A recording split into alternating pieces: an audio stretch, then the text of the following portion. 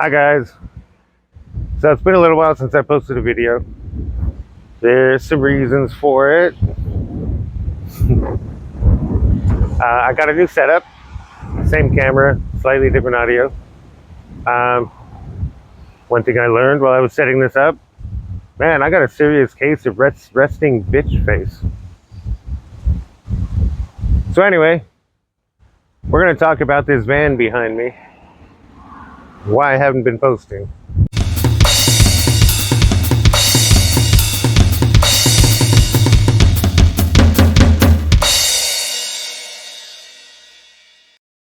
Before we go any further, make sure to click like and subscribe.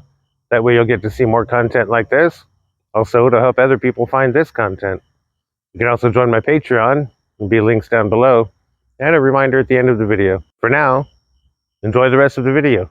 Alright, excuse the wind. I am in Central Texas, and if you haven't been paying attention to the news, there's been a lot of storms recently, particularly hitting North and East Texas. I'm in Austin, well, Pflugerville. Well, technically, I'm in Round Rock right now. Uh, yeah, there's a lot of wind. Lots of people having their power knocked out several days because still haven't figured out how to do electricity in Texas. So anyway, so that's why all the wind. All right, so here's what happened. I had this roommate. He moved out at the end of December. Wasn't a very good roommate. He paid his bills on time. I'll give you that. I'll give him that. But that's kind of it. So he moved out. The way the paychecks fell, I could manage January on my own. But I needed to find something for February.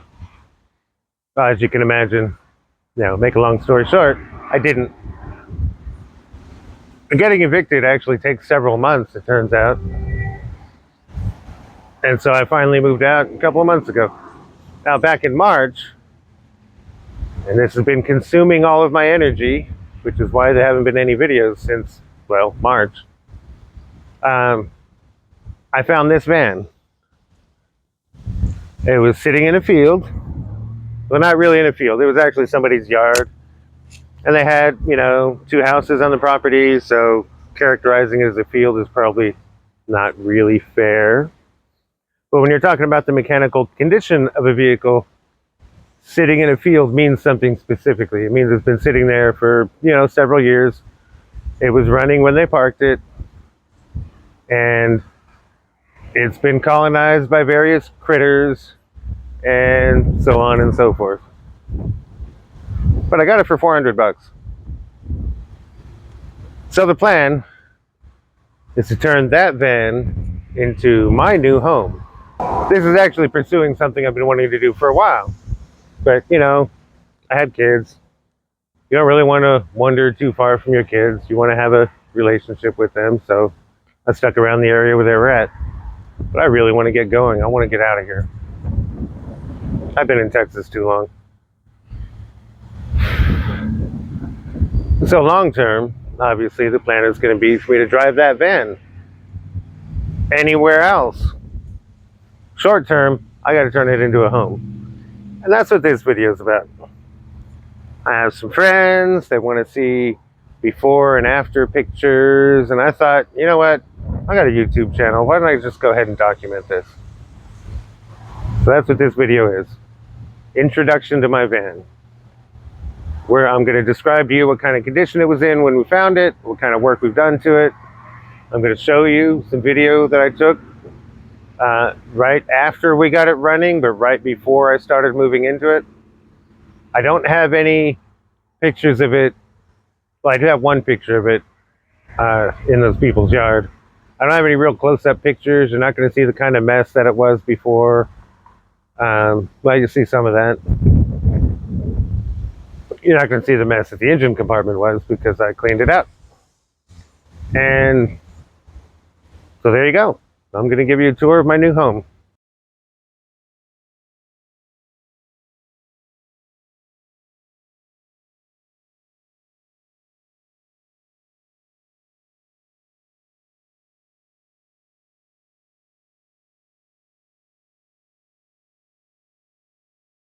All right, so let's start with the story of how I got it running. So it was out between Killeen and Florence. If you look at a map, you'll find it's about an hour and a half drive from where I am here in Round Rock, where I was previously living in Pflugerville anyway. So it didn't start. I put a battery on it. I sprayed some starter fluid right down its throat, and it started, revved up to 2,500 RPM, and died. So I unplugged the fuel line and pumped fuel out of it, pumped all the gas out of it. Had a coworker with me, a guy by the name of Spencer, who's been real helpful. And he was there. He took me out there because, you know, I don't have a way to get out there on my own. And he helped me every step of the way, getting this van running. We weren't able to make headway while it was still up there, so we stuck it on a hook, brought it down here. I ended up finding a friendly parking lot to put it in for a little while. So we did some things. We changed the ignition coil, we changed spark plug wires. Pretty sure we had fire, but it just wasn't staying running. We got another guy, Jason Dere, Dere Mobile. I'll put a link or a phone number or whatever down there. If you're in the area, you should definitely give him a call if you need some mechanic work. So we went out there, and he went out there and put his fancy scanner on it. Ooh, scanner. And we determined crankshaft position sensor, probably a problem. So we went to replace that. Of course, I broke it. Now, on these things, that crankshaft position sensor is right under the exhaust manifold. So they get brittle. They break. It's very common. Google it, and you'll find all sorts of people talking about all the different ways they had to deal with the fact that their crankshaft position sensor broke while they were trying to change it. It ended up being the camshaft position sensor also needed to be changed. There were some wires broken, probably chewed on by some critter. We fixed that and got the camshaft position sensor changed, and then it didn't start.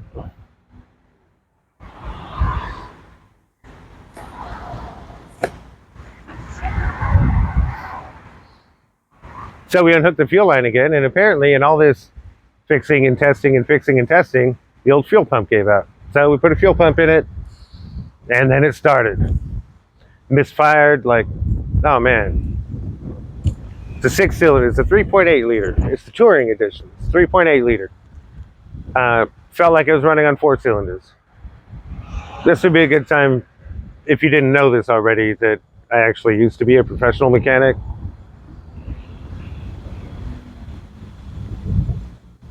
It's not going to sound like that here in a minute. But it was running. I put some brakes on the front, needed suspension work, still needs suspension work. I've got you'll see in the video, the front right strut, the spring broke, rusted through. Somehow managed to seat still, so it still works. Front left wasn't so good. I didn't get pictures of that, I'm sorry. With the front left, the bottom cup actually rusted through and the spring just pushed it right down onto the tire, so the front left tire wouldn't turn. So we put a new strut in there, did new brakes. The rotors came apart. I don't have the old ones anymore, I might show you, but they came apart. The vent rusted through, so the 2 plates came apart. 2-piece rotor, oops. The rear rotors, pretty rusty, but I cleaned them up.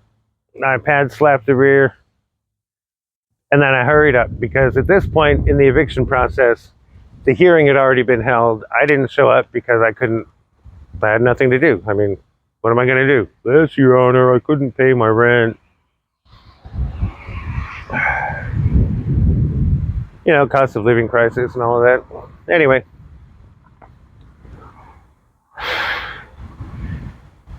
So finally had it running. I had to put a coolant pipe on it too. Well, the lower radiator hose looked like it'd been cut, but I don't know why it actually was split. Replaced it, put new coolant in, fired it up. I figured I had 5 days to move everything into storage. So I busted my butt moving everything into storage. I got everything. I left some things behind. But the stuff I left behind was stuff I didn't want anymore. And then I kind of burned out. I was still waiting for the 24-hour notice to vacate. So I took, the remaining things that were still there were things that I was still using. I had my laptop, I had my phone charger, those things. And then, the day I got the notice, I put everything, a couple of boxes, threw them in the van, took one last shower. Next morning, I'm in the van.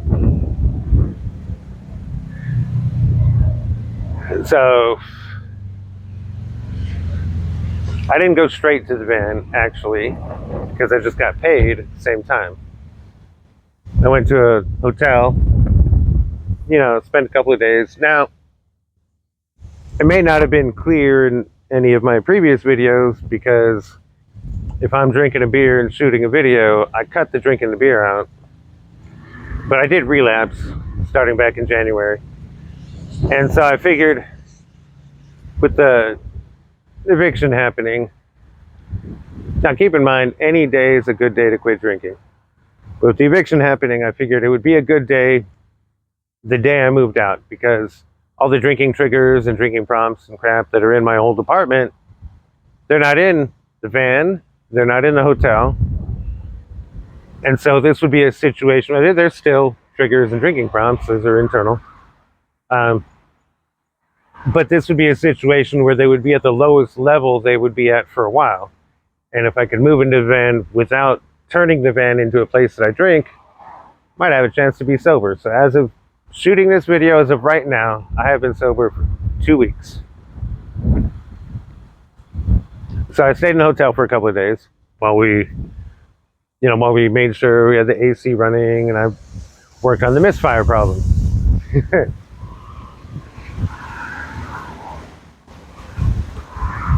So the misfire problem. In order to do the crankshaft position sensor, you have to pull the battery, pull the cruise control module, and then you can reach out behind the transmission, and it's right there in the bell housing. You have to go by the ignition coil. It's a one single piece. I'll show you in the video. It uses the wasted spark configuration, which means each coil fires 2 cylinders. For every engine cycle, for every complete 4-stroke cycle. Each coil fires 2 cylinders. One of those cylinders is at the top of compression, the other cylinder is at the top of exhaust. The one at the top of exhaust doesn't make a fire, the one at the top of compression does. There you go. 3 coils in total for a 6-cylinder engine, but they're all in one module, all stuck together, one molding. And over the course of working on it, we unplugged the spark plug wires multiple times. You probably see where this is going. And Dere, Jason Dere, he and I, a few times we kept saying, maybe we should double check the spark plug wires if they're in the right places. Nah, they're fine. But professionals make mistakes too. So when I finally gave it a good look, first thing I did was Google a firing order, and I went out there and I checked. 1, 3, and 5 were in the right places. No. 2, 4, and 6 were in the right places. 1, 3, and 5 were wrong. 5 and 3 were flipped. So not only was it misfiring on 2 cylinders, the actual physical cylinders that were firing were opposing the rotation of the engine. Hence why the car was shaking everywhere. So I swapped those, and it runs fine. It's running good now. So let's take a look at the interior. Now in this shot, I want to show you the lift gate. So check out the lift gate. The lift gate works. One of the electric doors works. One of them doesn't. I'm working on it. Now here the van is completely empty. I haven't moved in yet. In fact, when I took this shot, the van is still misfiring, so if I had the engine running, it would be going all over the place. And you can see it needs some cleaning. Well, it's not a basic van. It's a touring van. It has a stow and go package. It's top of the line for the '07 Chrysler Town and Country. Top of the line. It was used as a work van for a long time. That's why it's in such bad shape. Also, it's from Iowa. That's why all the rust is there. So it has these compartments right behind the front seats. They're storage compartments, like little trunks. You can see them in the video. See them here. And in the rear, you can see the rear row of seats comes out. I'm not sure. I don't remember when I took this video. I think I took one of the rear seats out, but I hadn't taken the other one out yet. You should be able to see it on your screen right now. I did end up taking both seats out and putting them in my storage unit. The two rear seats, way in the back, I still need to take those out. Once I take those out, I can use those compartments for storage. I'm going to put like a water tank in one. I don't know about the other one. Maybe more batteries. So that's where it was after it was running, after I moved everything into my storage unit, right before I moved into it and started living in it. Now let's take a look at how it looks now that I'm living in it. All right, so this is the van like it is now. Let's go look inside. All right, so coming in the side door, you can see it's a van. Ooh, it's a van. It's kind of a mess. I'm still settling in. So this is the swamp cooler I bought. Doesn't work very good in Texas humidity. Those are my shoes. I'm thinking about saving these, but they're not watertight, so it's hard to put them in a cooler knowing they're not watertight. I'm not sure about that. This is shampoo and shaving and toothpaste and stuff. These are medications. There's my dirty clothes pile. Haven't figured out exactly what I'm going to do with that yet. Those are the headphones I use when I'm mixing the videos. There's the tripod I've recently started using. Trash can. It's a full-size kitchen trash can. Laptop, of course. This is the bed. It's a nice memory foam mattress. It's obviously a little camping pad. I got my full-size pillow down there. Those bottles of water, we'll talk about that in a sec. Yes, I do smoke. I cut it out of my videos if I'm smoking while I'm making the video. These are all clean clothes. This is the biggest area I have to figure out. I need to make some shelves or like a dresser or something here. It has to be fairly small. I don't want it to go above the window. Should be able to hold all of that. I mean, that basket does. There's my cooler. Use it as a refrigerator. On top of it, those bottles of water are still good for drinking. They are potable water. They're sealed, in fact. These ones, whenever I drain the ice out of my cooler, I fill these up. Use them for cleaning. Showering, shaving, that sort of thing. And then back there, when it gets cold, I got a nice big blanket. So this is it. There's my Rubik's Cube. Always solved. I never leave it unsolved. Got toilet paper. I got trash bags. Got a power inverter. Speakers so I can listen to music or watch videos. And this sheet, of course, I use it to cover my laptop when I leave for extended periods. Don't want to give someone a reason to break in. There's the driver's seat and the window shade. So this is where I'm living right now. It's got rear AC. Obviously, I don't have the engine running right now, so no AC. Got this little pouch that's for cleaning inside the van. And if you noticed, that gunk on the seat, that was still there. I have only scrubbed up to this point in the van. I still need to move forward and scrub everything else. I kind of had to move in a hurry. But you might notice this gunk actually matches that gunk, even though they came from completely different places. Again, I still haven't had time to scrub everything. That trash can came out of my apartment. I hadn't washed it in a while. And that was on the van when I got it. so I still need to clean that. Now, I did clean up here a bit. The dash is clean. The center console's pretty clean. I got the instrument cluster and the steering wheel and all in the driver's seat. So the driver's side is pretty clean. The door too. Passenger side, not so much. There's my motorcycle helmet. There's my motorcycle. There's my motorcycle helmet. There's my motorcycle. There's a red truck driving by too. There's another ashtray in the front. I have to hold that while I'm driving so it doesn't fall. Yes, I know I can get a better ashtray. And controls up there. Now that door sometimes opens with this, and sometimes it doesn't. The hatch back there opens all the time right now. And this door is pretty reliable right now, especially after I lubed everything up. So this is the way I come out. So let's come out. Yeah, I'm not wearing shoes, I know.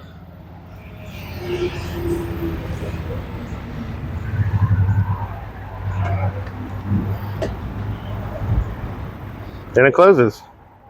I've already shown you the rear opening. Nothing's changed back here. Still a rust bucket.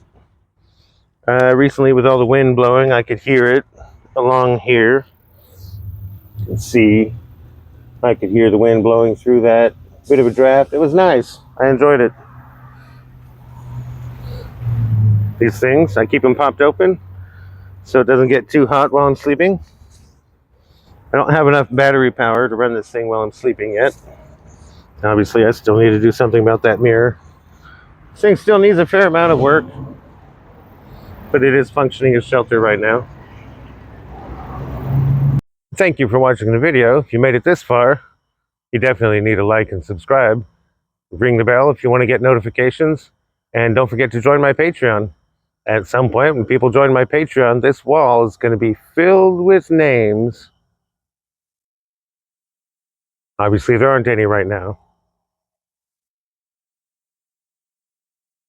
YouTube might be suggesting some videos here for you to watch. You could also do that. Have a nice day.